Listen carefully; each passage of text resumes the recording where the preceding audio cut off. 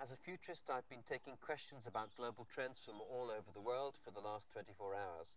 And you can ask a question yourself by clicking the link to Twitter on the right-hand side of this video. The question for today is this: what about the impact of billboards and big poster design? Will they have a place in the online media world? The answer is yes, and here's the reason why. The fact is, it's getting rather tough for advertisers to target particular audiences. Let's take TV ads. They're dead. I mean, who wants to watch a TV advertisement? I can't remember the last time I actually chose to do so. The reason is that I watch everything on a hard drive off satellite, and even if I'm watching a live program, I'll wait 5 to 10 minutes and then start watching it, so that when the ads come, I just skip over the ads and carry on. That's why there's been a big campaign in many European countries to be allowed to have a lot more placement advertising, so the products are behind the characters in the scenes of a particular drama and so on, because the ads aren't being watched anymore.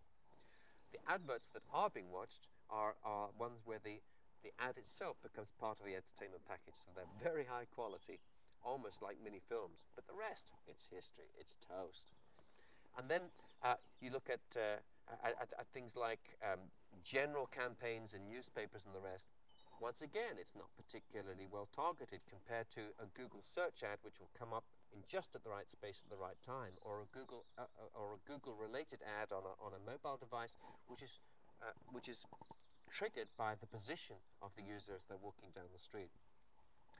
Now, despite all of these challenges, there are one or two things which can work really well. The big billboard, which is there in front of the driver as they're driving along a particular route, say that's advertising a local hypermarket or a new cinema complex.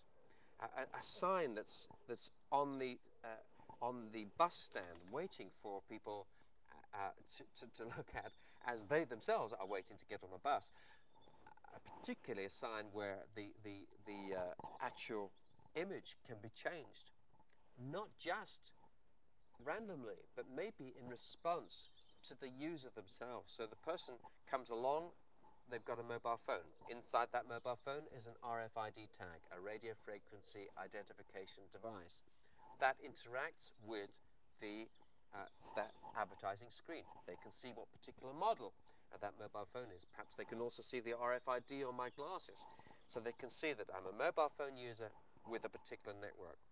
They can see I'm wearing varifocal glasses, which means that I've got problems with reading and problems with longer distance. That means I'm probably over the age of 45 to 50, and maybe they can see it's a pair of designer glasses as well. So now we have an advertising billboard at a bus stop, which is sensitized to me as a relatively high-income person who's over the age of 45 to 50, who's also carrying a mobile phone with a particular model.